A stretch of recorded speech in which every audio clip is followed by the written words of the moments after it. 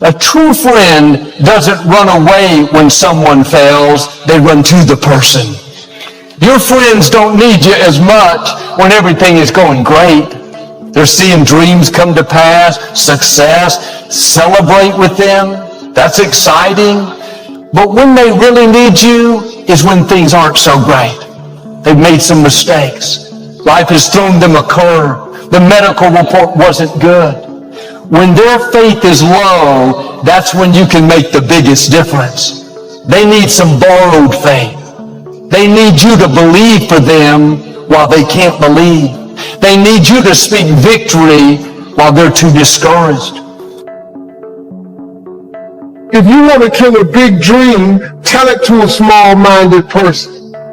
I told everybody at 10 years old I was going to be on TV. I had a real problem when I said that. I had a severe stuttering problem. I could not talk outside of my house. I went to school, church, anywhere. I locked up. I couldn't go to the store. I just stuttered profusely. It was a horrible experience.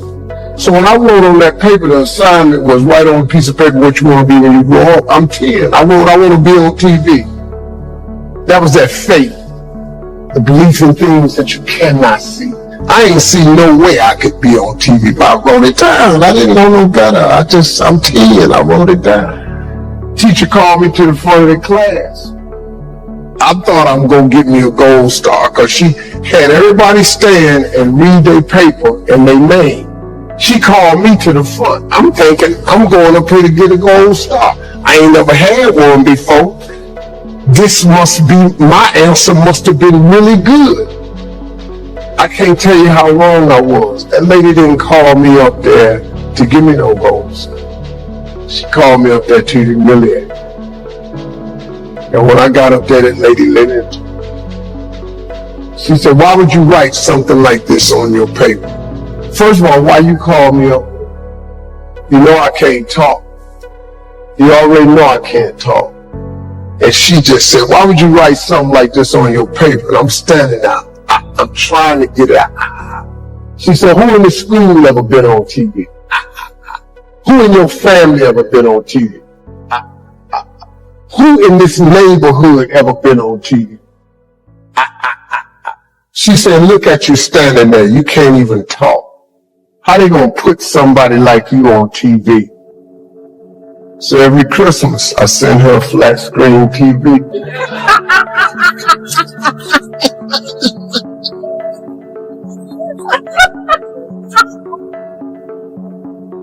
Because I don't want her to miss me. I want her to see what God has done for me.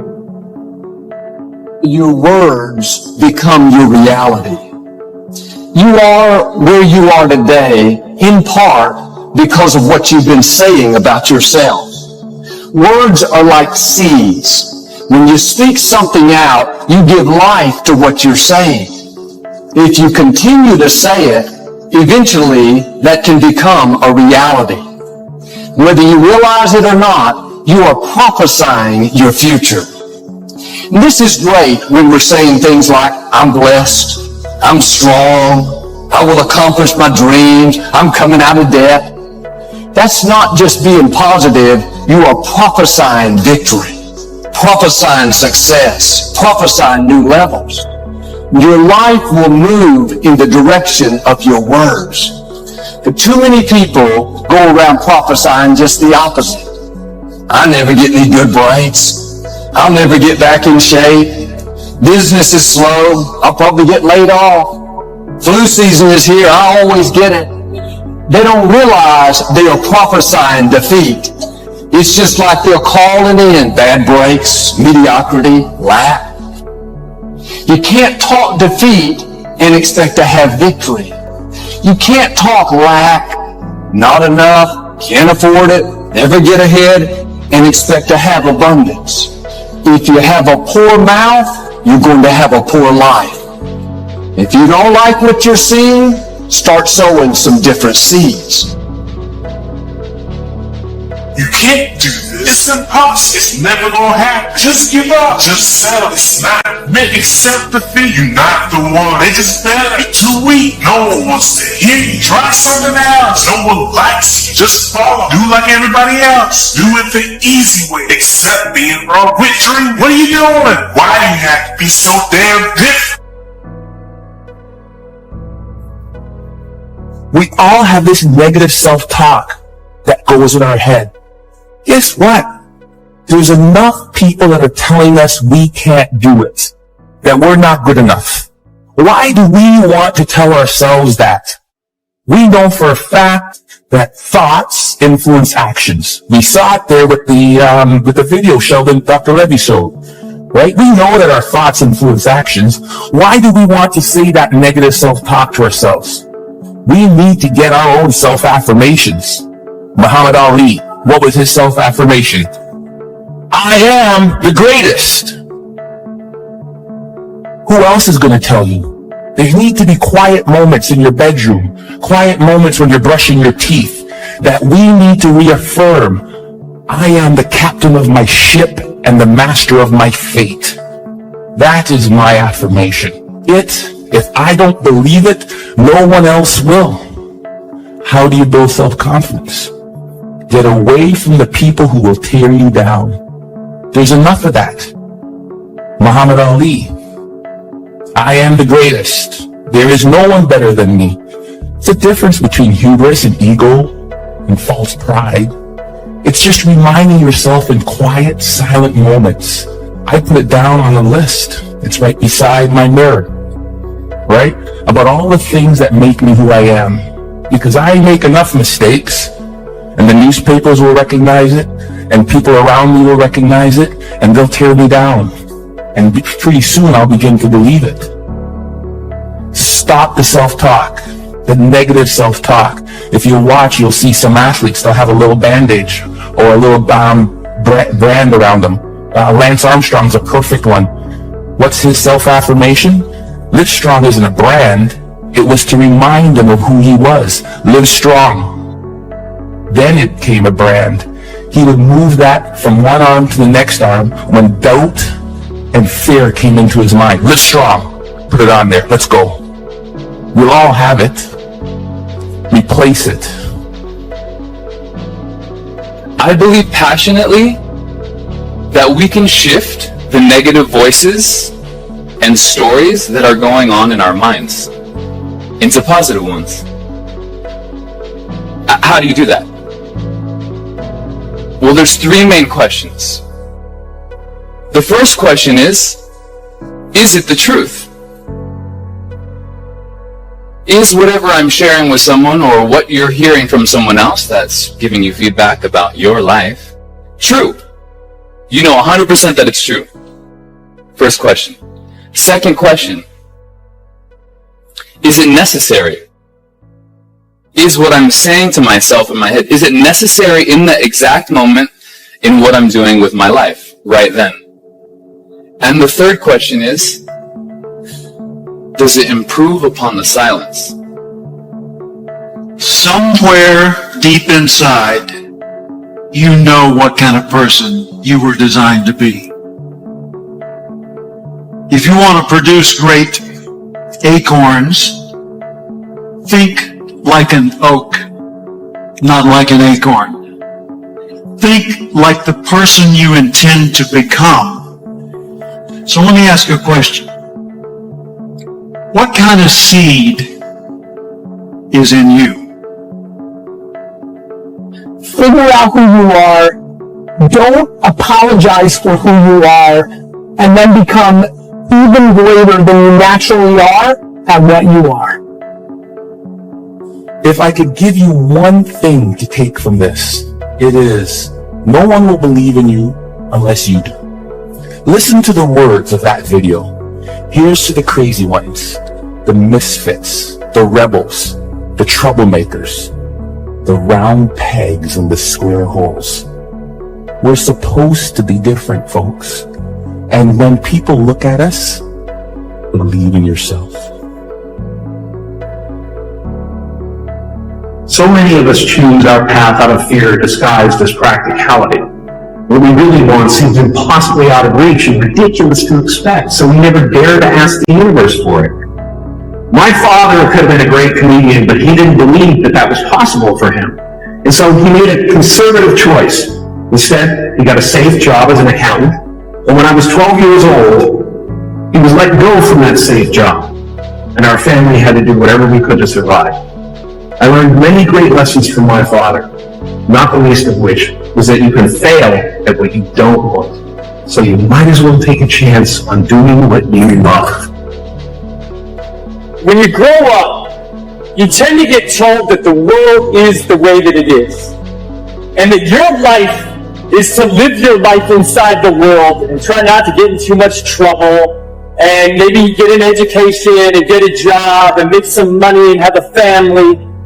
But life can be a lot broader than that when you realize one simple thing, and that is that everything around us that we call life was made up by people that are no smarter than you. Find out what it is you want and go after it as if your life depends on it. Why? Because it does. But what do we say? But there'll always be tomorrow. Oh no. There's no guarantees you're going to show up tomorrow. There are a lot of people who were here yesterday that they're not here today. There are a lot of opportunities that were around yesterday. They're not here today. Right? There's no guarantees in life. But there is one guarantee. If you don't take action, there will be no outcome at all. No positive outcome. The only outcome will be that you didn't achieve anything. You didn't achieve what you wanted. See, a lot of people think that failure is a step back. No. Failure is a step forward. A step forward in the right direction. Every time you fail, you learn something from it. You gain something from it. You feel less anxiety when you're doing it again. You want to think that's a step backward? That's progress in every sense of the word. Right? So these dreams come to you, these ideas, these visions come to you for a reason. And you can either act them out or not. And there's a higher power at play.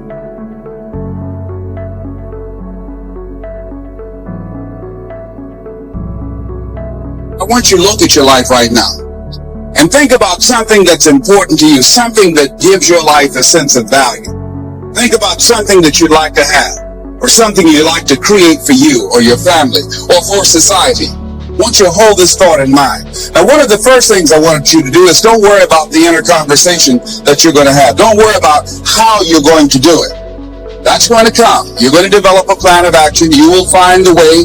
You'll become the kind of person that can attract the people, the resources, and everything you need in order to make that become reality. If you help enough people get what they want, you can have everything you want. What is it that you looked at some point in time and you decided that you couldn't do it? That you talked yourself out of it? Whatever it is, bring it back out there.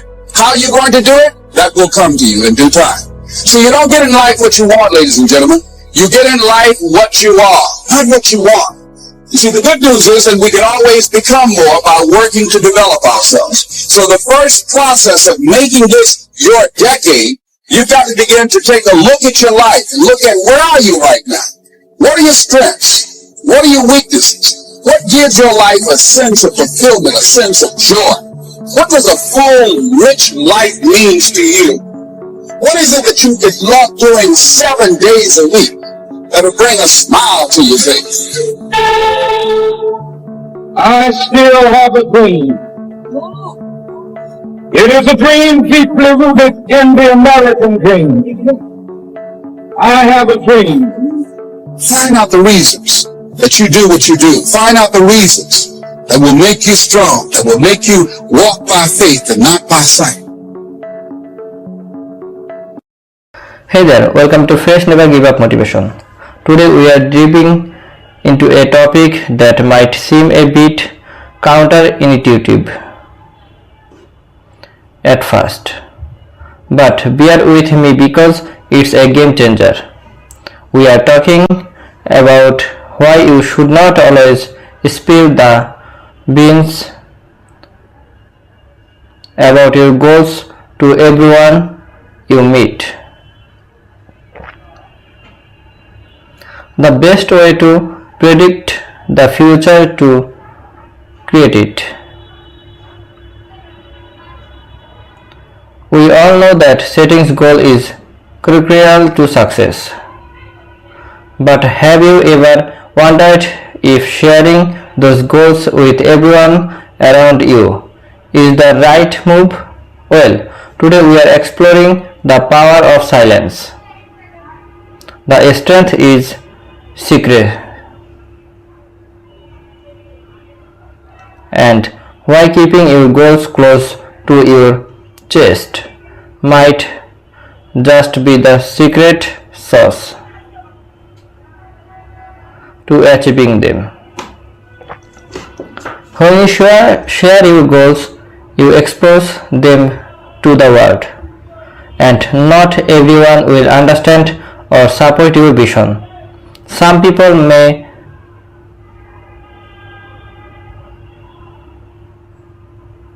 inadvertently plant seeds of doubt and negatively can be a dream killer. By keeping your goals to yourself, you are creating a productive bubble around your vision, allowing it to grow and flourish without external interference.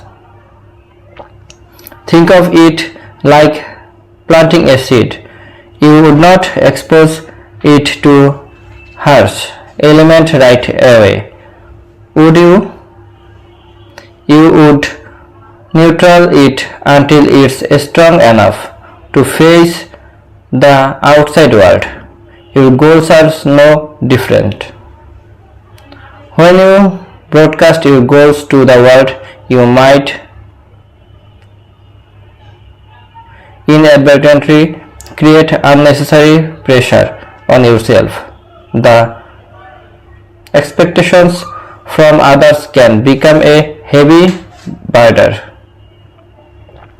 Keeping your goals private allows you to work at your own pace, free from the weight of external expectations. Remember, success is a journey, not a race.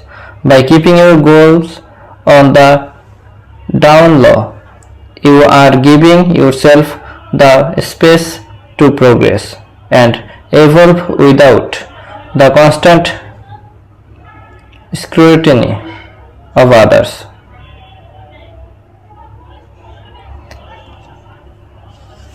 Ever heard of the saying, it's better to show than to tell? Well, that applies to your goals too.